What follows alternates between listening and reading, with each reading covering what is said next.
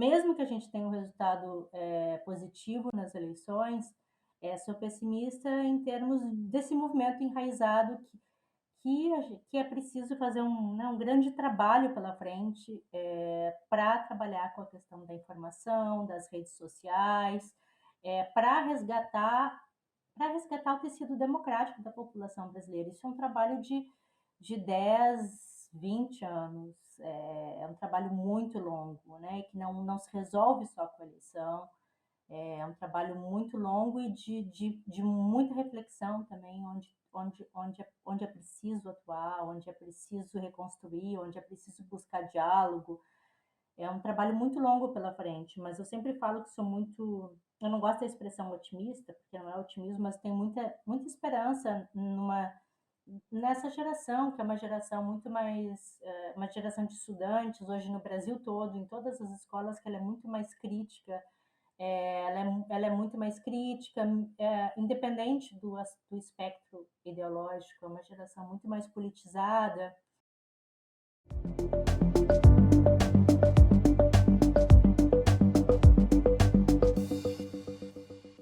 Olá!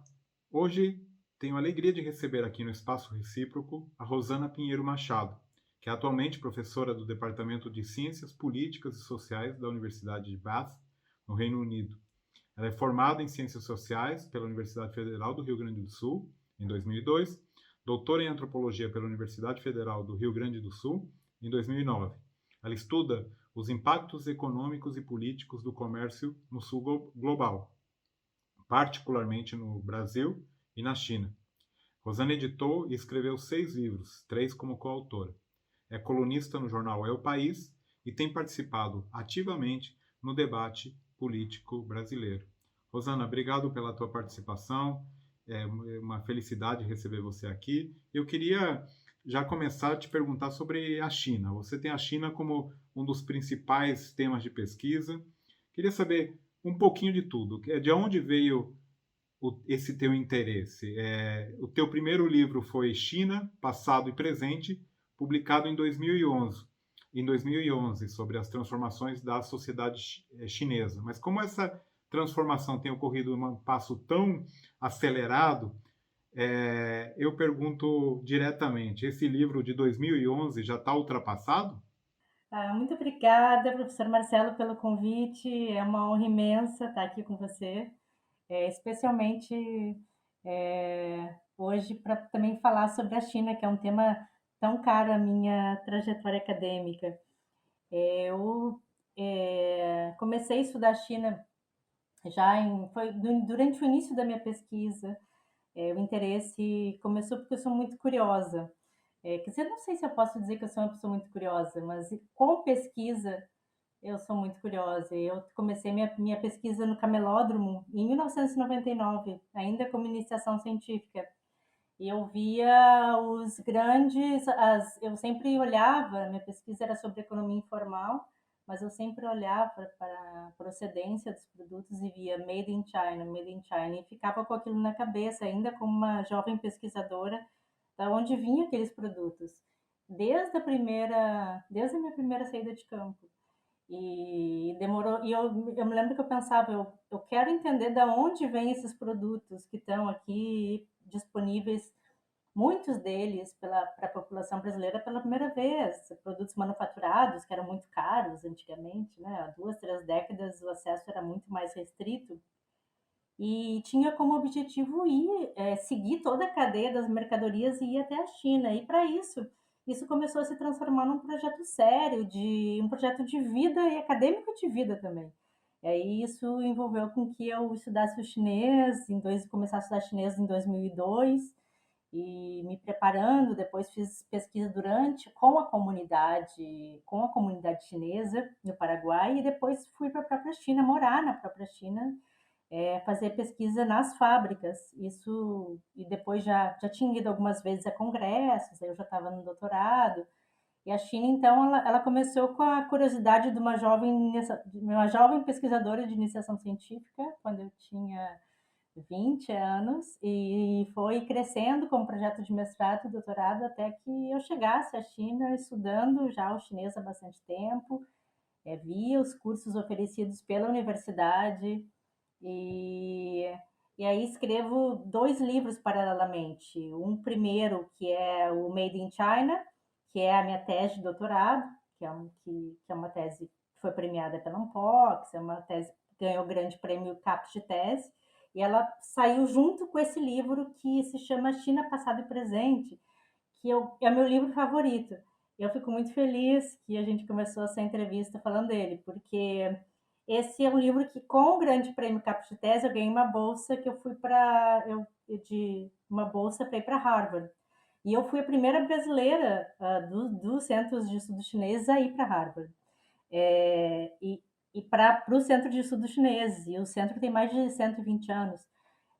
E foi muito bacana, porque esse é um livro que, como eu fui a primeira brasileira a fazer trabalho de campo na China, né, não a primeira sinóloga, mas o que a gente chama de uma sinologia mais profissional, e devo muito também ao professor do Unicamp, professor Tom Dyer, que sempre foi um grande parceiro e incentivador.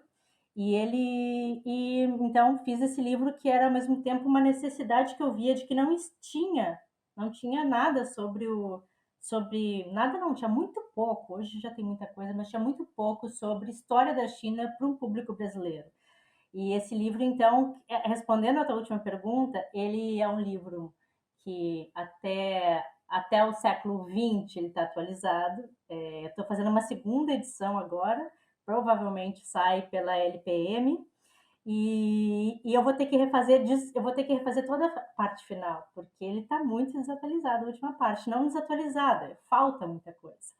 A China, esse livro foi escrito em 2010, então, durante esse meu pós-doutorado, e que algumas coisas estavam acontecendo ainda, era bem o auge da transição daquilo que eu tinha escrito no meu outro livro, que é o Made in China, que era muito sobre pirataria, sobre a produção de produtos vagabundos. E nessa época a China já estava fazendo a transição para os grandes programas Made in China 2025, grandes programas de inovação, inteligência de criação de incentivo a patentes, a propriedade intelectual, a inteligência artificial.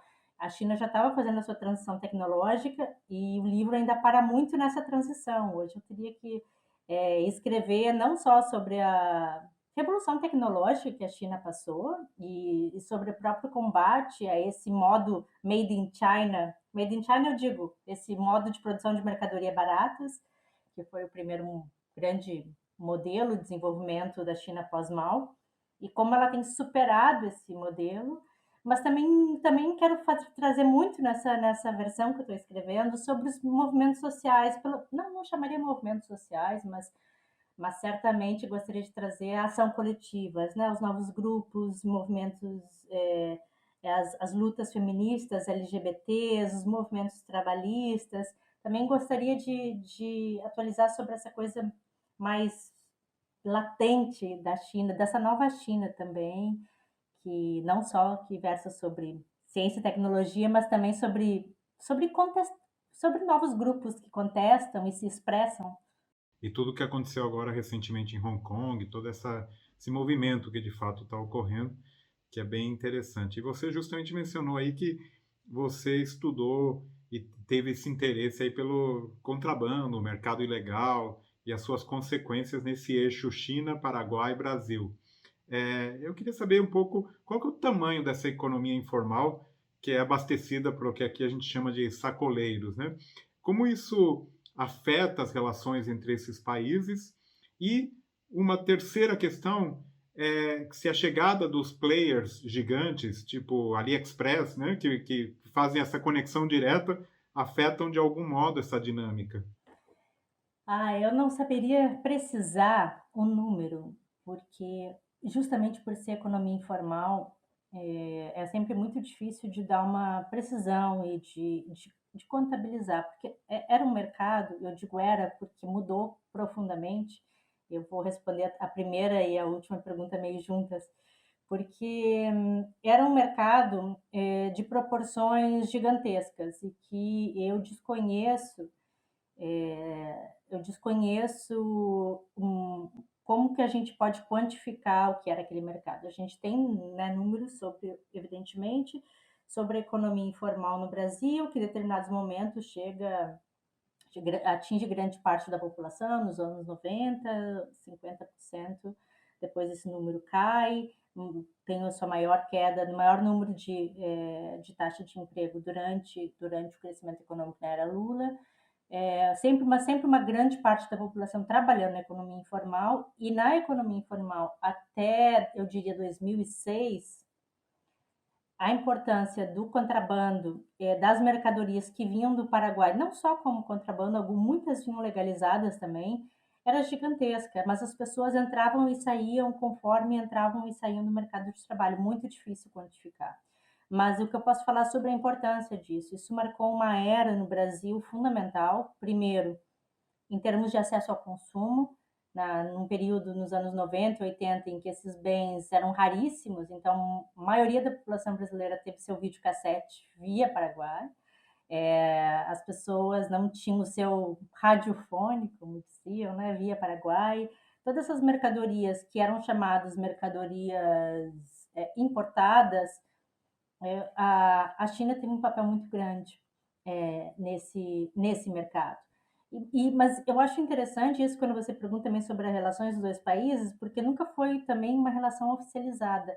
É o tipo de globalização que sempre foi por baixo, sempre foi informal. A China, ela entrou no Brasil como um grande parceiro comercial muito antes de a missão Lula e a missão Dilma de transformar a China quando os dois países não eram emergentes, quando os dois países não eram BRICS, e já era parte, o Made in China já era parte da nossa vida. Então, e também teve um papel muito importante para segurar a vida de milhões de pessoas, milhões e milhões de brasileiros e brasileiras que trabalharam por anos na economia informal por meio desse mercado, não só os sacoleiros atravessando, mas toda essa rede que empregava hotelaria em todo o Brasil para os sacoleiros, restaurantes para os sacoleiros no Brasil todos os camelódromos, que é um universo gigante de milhões de trabalhadores que se beneficiaram de uma cadeia imensa na economia informal e que sustentou o Brasil de grandes crises, de fato, de grandes crises de desemprego. Mas isso mudou muito por várias razões, e uma delas é o que você já trouxe aqui. As coisas mudam completamente, primeiro, quando o Brasil é colocado na chamada Priority Watch List de Washington, que tira o Brasil das listas preferenciais de exportação numa grande campanha de Washington e dos Estados Unidos contra a pirataria. A China também é colocada nessa lista, só que a China tinha poder de produção, a China simplesmente ignorava e continuou com seu modelo, impondo seu ritmo. O Brasil teve menos poder de barganha e vai para cima do Paraguai com muita força. Praticamente fecha a fronteira. Aquele mundo da ponte da amizade, as pessoas que são mais jovens aqui, que estão nos assistindo, estão nos ouvindo, talvez nem saibam do que a gente está falando, mas o mundo da ponte da amizade é um mundo gigante, que fez parte das nossas vidas por muito tempo, de nosso imaginário, da vida de toda a população brasileira. Isso fecha, porque há um grande trabalho de fechamento da fronteira,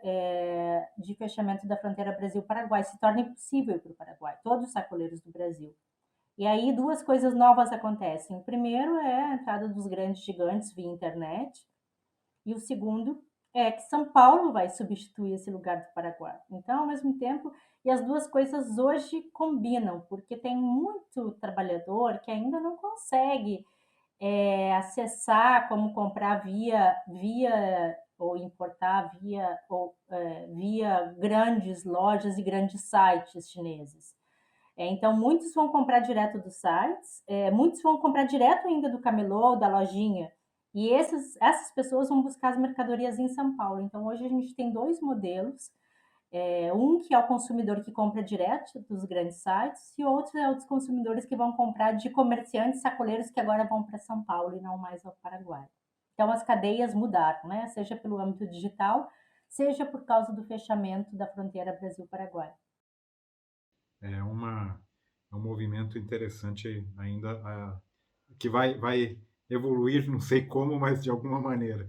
Eu queria mudar aqui agora para o ambiente local. Você lançou em 2020, durante a pandemia, aí, um grande best-seller, que é Amanhã Vai Ser Maior. O livro traça os eventos recentes na história brasileira que levaram à eleição de Jair Bolsonaro e argumenta que há oportunidades iminentes para a esquerda brasileira desafiar o governo de direita. Agora a gente está mais próximo um pouquinho da eleição presidencial, né, 2022, e as candidaturas começam a se articular. E vemos já algumas dificuldades de união em torno de um único nome. Você está otimista ou pessimista com relação ao futuro? Que pergunta difícil. Eu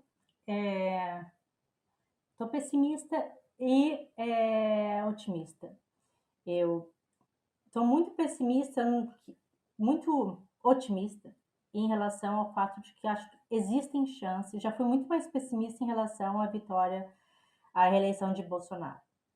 Mas hoje já vejo muito mais possibilidades com maior índice de rejeição, e com alguns números que apontam para uma possível vitória de Lula. E então esses últimos números mais recentes me dão um certo otimismo de que boa parte da população pretende, quer derrotar Bolsonaro. E isso que é possível se reverter num resultado eleitoral para tirar o Bolsonaro. Para mim, essa é a prioridade: tirar o Bolsonaro ou fora Bolsonaro, sob qualquer hipótese. Mas eu sou pessimista em relação ao movimento bolsonarista em si. Eu vejo aí algumas questões que são muito importantes da gente discutir, porque mesmo que haja uma derrota do Bolsonaro, isso não significa que o bolsonarismo vai ser derrotado. O bolsonarismo é um movimento muito maior que o Bolsonaro. O bolsonarismo é um movimento que a gente está vendo, a gente vê nas ruas, a gente vê nas redes sociais principalmente. É um movimento nefasto que tem total hegemonia das redes sociais, Então isso me faz pensar. Eu tenho muita preocupação no sentido de que, mesmo diante de uma possível derrota do Bolsonaro, que o campo progressista pense que está tudo resolvido. Isso caia num campo democrático, caia num auto-engano de que a solução democrática está resolvida, porque foi só um lapso entre o impeachment da Dilma, a facada do Bolsonaro e as fake news, e isso sempre é construído como uma grande narrativa que levou à vitória do Bolsonaro. A vitória do Bolsonaro é, sem dúvida, excepcional, sem dúvida responde a momentos excepcionais, mas não se explica só para isso. Ele tem um grande enraizamento popular. Então, eu sou muito pessimista em termos de, mesmo que a gente tenha um resultado positivo nas eleições, sou pessimista em termos desse movimento enraizado que é preciso fazer um grande trabalho pela frente para trabalhar com a questão da informação, das redes sociais, para resgatar o tecido democrático da população brasileira. Isso é um trabalho de 10, 20 anos, é um trabalho muito longo, né, que não se resolve só com a eleição. É um trabalho muito longo e de muita reflexão também, onde é preciso atuar, onde é preciso reconstruir, onde é preciso buscar diálogo. É um trabalho muito longo pela frente, mas eu sempre falo que eu não gosto da expressão otimista, porque não é otimismo, mas tenho muita esperança nessa geração, que é uma geração muito mais, uma geração de estudantes, hoje no Brasil todo, em todas as escolas, que ela é muito mais crítica. Ela é muito mais crítica, independente do espectro ideológico. É uma geração muito mais politizada. Então, penso que o cenário daqui a uns anos vai ser um pouco diferente. Também, talvez, possivelmente, positivamente. Então, justamente nisso, eu preparando o roteiro, continuando nesse assunto, né? Eu vi uma entrevista tua no jornal Zero Hora, em 2018, hein?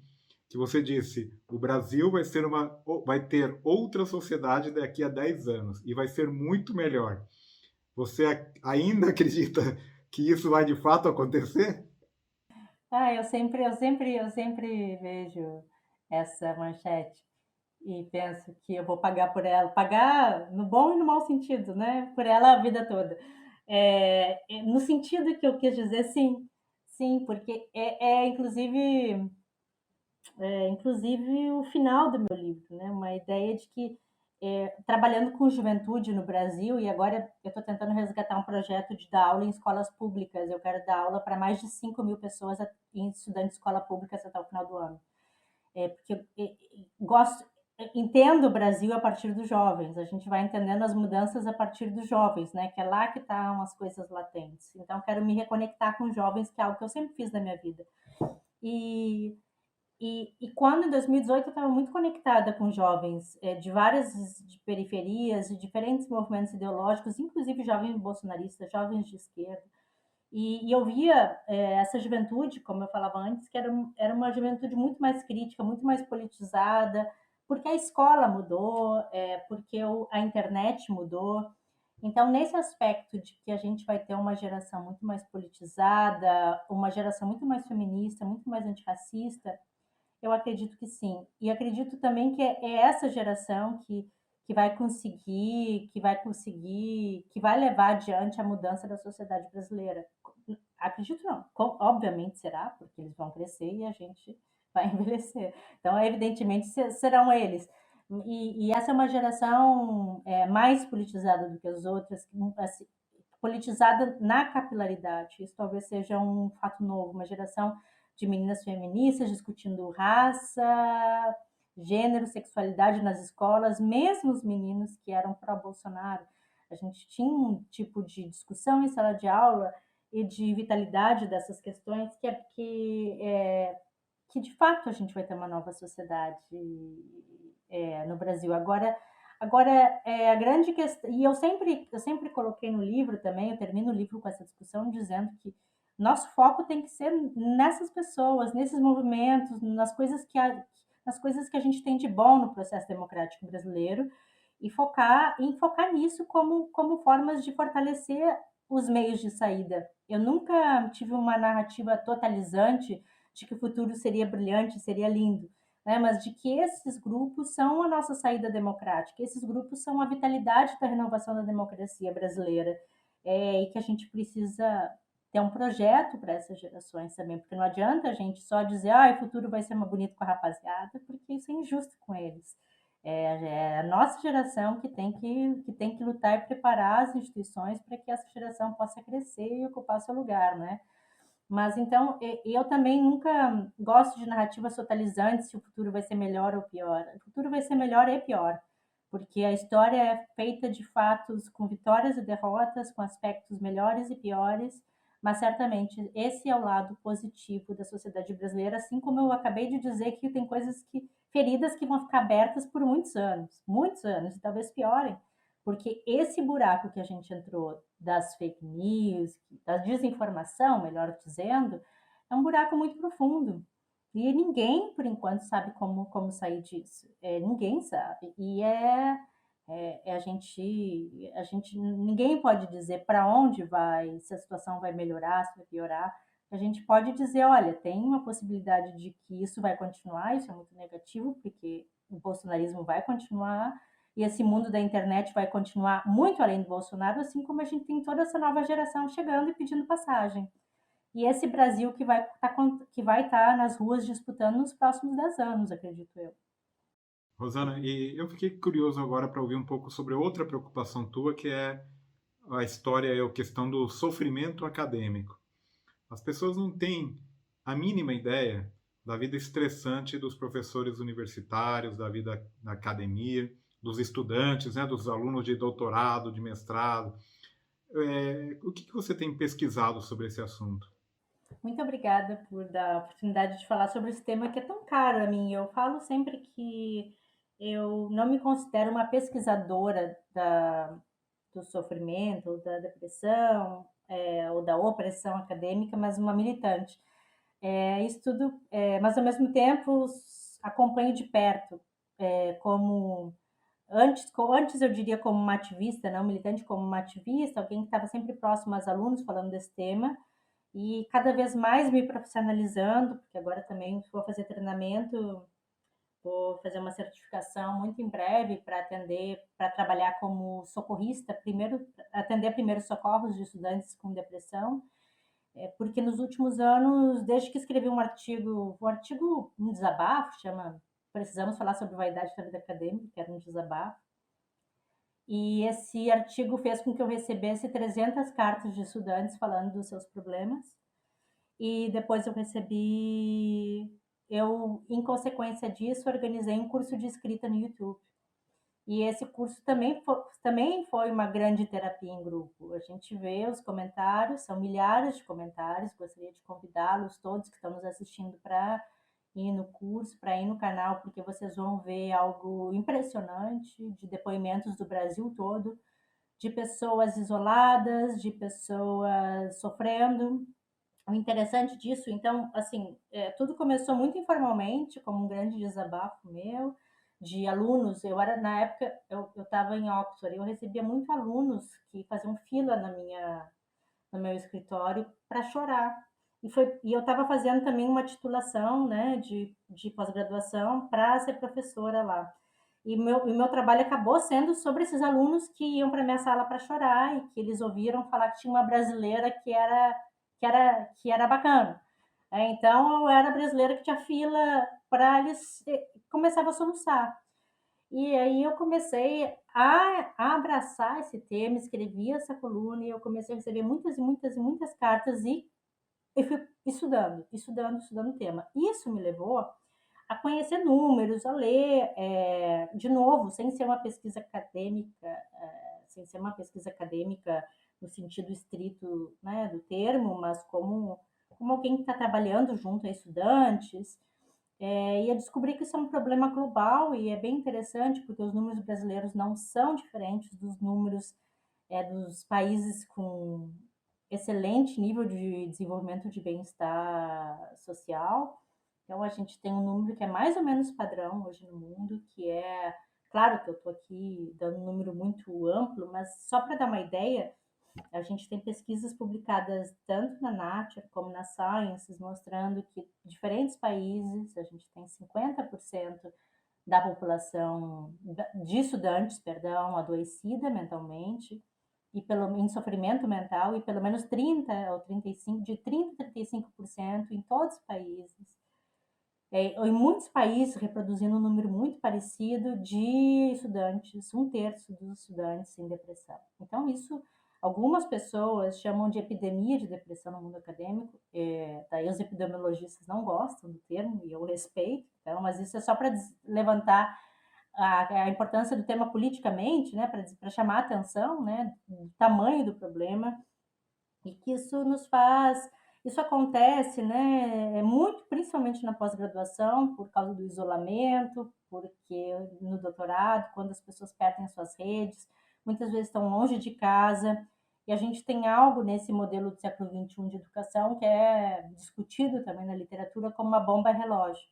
Então, você tem, por um lado, a cobrança de prazos, ela é mais curta, os seus prazos são mais curtos, mas as exigências e a quantidade de coisa é cada vez mais. Então, você tem mais demandas, você precisa publicar e fazer mais e mais num período de tempo menor. Ainda com uma sociedade que mantém um ethos, uma estrutura que ainda é muito hierárquica, que ainda depende muito de uma relação professor-orientador. E também uma coisa super interessante, que às vezes muita gente questiona, bom, se a mudança disso é uma mudança do sistema, se é culpa do neoliberalismo ou não, se é culpa das estruturas da universidade, de uma estrutura hierárquica e elitista que perdura por séculos. Penso que é tudo isso, mas é muito interessante quando a gente vê a pergunta para os estudantes, como você pensa que resolveríamos esse problema? Muitos deles dizem que apontam como principal problema a falta de comunicação com os orientadores. Acho isso super interessante para pensar também quanto que, ao mesmo tempo que a gente está falando de mudanças estruturais do sistema, quanto que também, às vezes, uma nova relação, quanto os estudantes, o poder terapêutico, o poder da palavra e o poder de ter um apoio na pós-graduação que seja mais efetivo, ajuda que os estudantes consigam atravessar esse caminho com menos dúvidas, com menos sofrimento, né? E porque boa parte quando o estudante ele entra num processo de adoecimento, de surto, é no momento em que ele ou ela não acredita mais nas suas potencialidades, não acredita que pode botar algo no papel, não acredita mais no futuro. E nesse momento tem um momento importante do orientador ou da orientadora, não como, né, pai, mãe, não como transferências de papéis, mas profissionalmente, de poder dizer, olha, tem essa e essa possibilidade, ou dizer realisticamente desde o início, olha, o mercado está muito difícil, a situação é essa, de ajudar a guiar a vida desses estudantes, né, para que se sintam menos isolados durante o processo. Porque o isolamento e o medo juntos fazem com que os estudantes entrem em processo de profundo adoecimento e depressão, e muitas vezes suicídio, principalmente no final do doutorado. Bom, e não é só os estudantes, né? Muitas vezes os próprios docentes, né? Uma atmosfera de muita pressão, né? Por publicar, por ter resultados no momento, e agora, principalmente na pandemia, um momento muito difícil. Não, eu acabei falando dos estudantes porque acabei tendo esse contato direto com estudantes. E aí também depois eu fiz alguns trabalhos junto com algumas falas com a Associação Nacional dos Estudantes, e hoje a minha formação administrativa, para aquilo que eu chamava informalmente de ativismo, e agora se transformou num cargo administrativo, é sempre com auxílio ao estudante, mas inclusive foi na Unicamp que eu tive um dos debates mais interessantes de professores me relatando, falando sobre a quantidade de remédios, de quantidade de remédios que os professores tomavam para lidar com a quantidade de pressão, a quantidade de medicamentos de adoecimento entre professores, sem dúvida. Bom, e para finalizar, eu queria que você contasse um pouquinho da tua trajetória. Como que você foi parar ali, aí no Reino Unido, saindo ali do Rio Grande do Sul? Um pouquinho, você mandou duas fotos, né, para nossa arqueologia acadêmica. Conta um pouquinho aí dessas fotos, da trajetória, como você foi parar aí neste momento. Ah, essa é, eu venho eu venho de escola pública no Brasil, e eu sempre, quando eu conto a minha trajetória, faço questão de dizer isso, porque a importância do modelo da academia brasileira que proporcionou com que muitas pessoas como eu viajassem para o exterior pela primeira vez, estudassem uma língua via universidades públicas, né? Então, acho muito importante a gente ressaltar a importância das bolsas de incentivos, do programa que, né, o programa até de língua sem fronteira, inglês sem fronteiras, que nem sei se continua, mas esses programas, né, de bolsas sanduíches que nos levaram a alargar o nosso campo de sonho, de possibilidade. Eu fiz ciências sociais na URGS no final dos anos 90 e início dos anos 2000. Nunca tinha feito uma viagem, sim, antes. E aí eu fiz mestrado, fiz doutorado, já pensando no mestrado e doutorado em seguir a cadeia de mercadorias dos objetos que comecei a estudar na iniciação científica. Então, fui seguindo a cadeia, da onde vinham os produtos. Daí, no doutorado, acabei saindo do Brasil no doutorado em 2005, para 2004, perdão, para morar no Paraguai, na fronteira Brasil-Paraguai. Então, foi minha primeira saída. E dali fui para a China. E dali, em 2010, depois dali, fui para fazer doutorado de sanduíche na Inglaterra, na University College London. E aí eu nunca mais voltei. E as minhas voltas, na verdade, foram voltas muito temporárias. O doutorado foi algo revolucionário na minha vida pessoal, de alguém que nunca tinha saído, que não estudava línguas. Eu comecei a estudar chinês e inglês juntos em 2000, quando eu tinha 25 anos. Então, até hoje eu sofro muito com inglês, apesar de ser professora aqui. E saio, então, eu volto, defendo a minha tese, volto, daí tive 4 anos, fui professora, eu voltei, defendi minha tese, fui 2 anos professora da SPM, E aí ganhei o prêmio de tese, grande prêmio CAPES de tese, que me permitiu sair de novo, mas eu já queria sair, só estava esperando a oportunidade. Já queria sair porque a minha mentalidade já era uma mentalidade que eu queria viver esse mundo que eu vivi pela primeira vez, eu queria experimentar mais.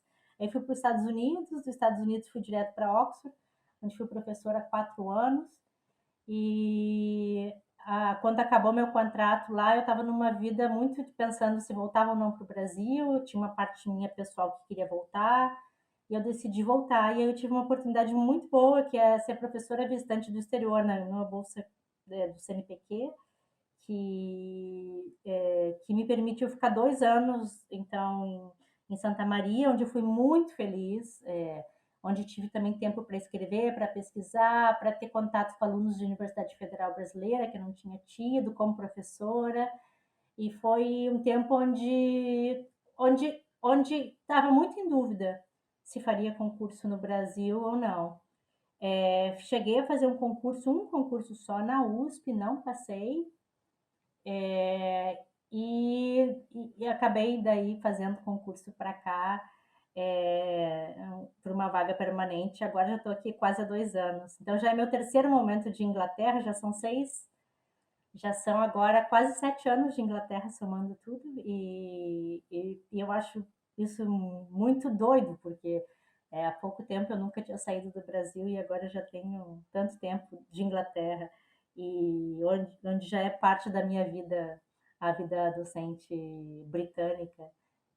Mas muito vinculado ao Brasil, muito vinculado aos estudantes brasileiros sempre.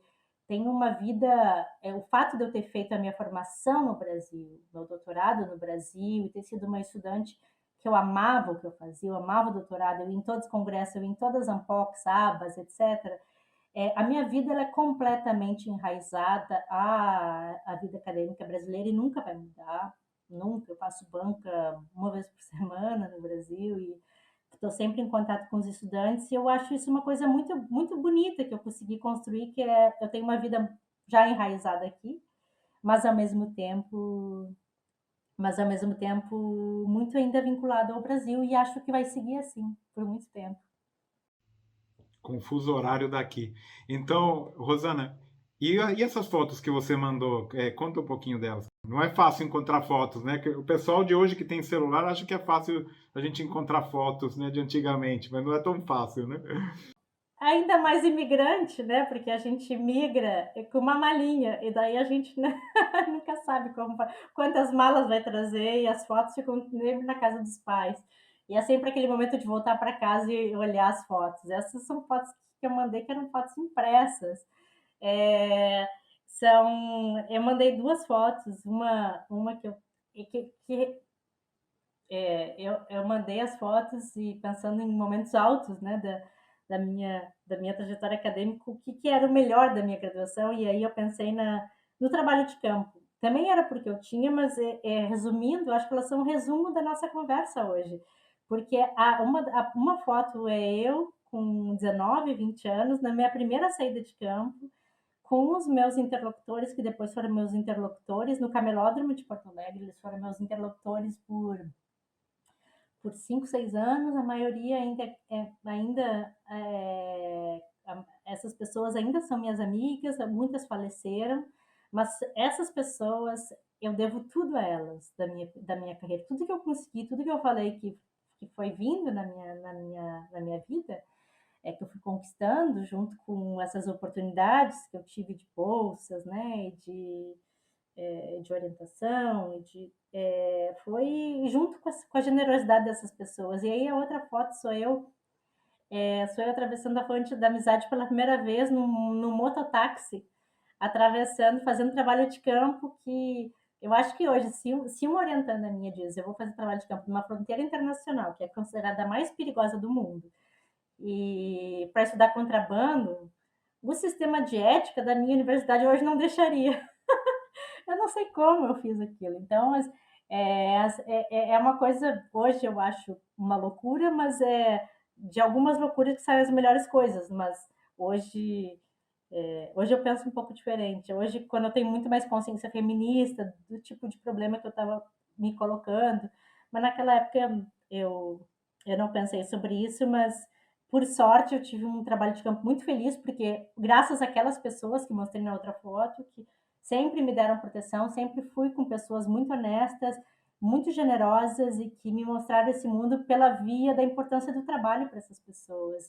E eu selecionei essas fotos de trabalho de campo porque eu comecei, a minha faculdade se funde com a minha pesquisa, porque eu fui pesquisadora de iniciação científica desde o primeiro ano. E toda a minha graduação foi focada nesse trabalho. Muito legal. Queria que você recomendasse algum livro, série, filme, programa, podcast, programa do YouTube, qualquer coisa que vier aí na sua cabeça. Eu tenho uma recomendação, sim, que eu estou apaixonada por este livro. É em inglês, eu vou depois fazer uma recomendação em português também. É, The Purpose of Power é sobre da Alicia Garza, que é uma das organizadoras do Black Lives Matter. E ela escreve um livro sobre a importância sobre como é ser uma organizadora mulher e como é construir movimento social no século XXI. E estou muito fascinada por ler a perspectiva da construção desse que é um dos movimentos, né, tão ricos e vivos e tão importantes, e discutindo com um tema tão dramático, pela perspectiva de uma mulher que constrói esses movimentos sociais. Também estou lendo esse livro aqui, que também é em inglês, mas esse aqui muita gente consegue em português, porque é de um rapper chamado Kala, e cujo todo o trabalho ele tem coisas em português. Esse é um livro chamado Natives, que é uma reflexão sobre a trajetória dele, se descobrindo negro no Reino Unido. E o Akala, que é um rapper negro e crítico, ele tem muitos dos vídeos, ele é muito pouco conhecido no Brasil, ele é muito conhecido no Reino Unido, mas muitos dos vídeos deles, a maioria dos vídeos a gente encontra legenda. E tem pensado muito também no Brasil lendo esse livro. Mas também queria recomendar rapidinho o próprio canal que eu organizo, para quem não conhece, que é o de escrita acadêmica, que não é a minha autopromoção, porque o curso ele foi feito com 15 professores e que tem sido um sucesso, e a gente vai agora lançar um curso de metodologia científica com pesquisadores brasileiros de todas as áreas, curso totalmente gratuito e que tem também a função terapêutica, porque as pessoas junto assistindo os vídeos, vão compartilhando as suas dúvidas, suas angústias, as pessoas vão se encontrando. Então, eu queria deixar a dica do próprio canal do nosso time aí de professores. O canal está no meu nome, Rosana Pinheiro Machado. Muito legal. Bom, para finalizar, um ping-pong rápido, Rosana, porque eu já tomei do teu tempo aqui demais. A tua melhor e a tua pior lembrança da graduação? A melhor são as da iniciação científica. Quando eu fazendo pesquisa, o salão de iniciação científica, preparando trabalho, e o tempo antes antes da aula, adorava as aulas, mas o tempo antes da aula, que a gente passava no Bar do Antônio, no Campus Vale, tomava um cafezinho, se encontrava, é a melhor recordação que eu tenho do dia a dia. A pior foi quando uma professora me humilhou, quando ela disse no primeiro semestre que eu tinha problemas cognitivos e não sabia escrever. Falou na frente de toda a turma, que de um jeito muito humilhante. E aquilo, eu tive a sorte de buscar não acreditar naquilo, mas aquilo também poderia ter destruído a minha autoestima e até minha carreira, até a força que me levava adiante na minha carreira. E uma aula inesquecível? As aulas de filosofia do professor Pertilli. Aulas que ele falava todas as aulas dele, a gente amava. Ele ficava 2 horas falando sobre Locke, Platão, e a gente amava. E ele ganhava a turma só falando, só com o poder das palavras. Um político que você admira, uma política que você admira? Evidentemente, Marielle Franco. E atuando hoje no Congresso, Marielle Franco, uma maior inspiração para toda uma geração, para mim, e seguindo o trabalho do Instituto Marielle Franco, pela Aniele.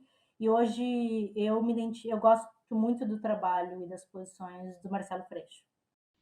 E, finalmente, qual é a sua grande habilidade que você tem, mas não está no seu currículo? Eu só sou uma acadêmica. Eu sou, eu sou horrível. Eu gosto. Bom, tem uma que eu posso falar que as pessoas gostam menos, cada vez menos, que eu sou uma ótima churrasqueira, uma ótima gaúcha churrasqueira profissional, mas as pessoas são cada vez mais vegetarianas, então não tem ninguém para compartilhar a minha habilidade. E eu sou apaixonada por decoração. Sou também completamente. Meu hobby é decoração. Adoro. Me descobri uma decoradora. Seria uma decoradora, talvez, hoje. Muito legal. É muito bom sempre ter um hobby, uma ocupação que tire um pouco, né, do nosso dia a dia, que é tão estressante. Obrigado, Rosana. Ótimo conversar com você. Foi um prazer. Parabéns aí por todo o teu trabalho. Muito obrigada, professor. Foi um prazer imenso conversar hoje com você.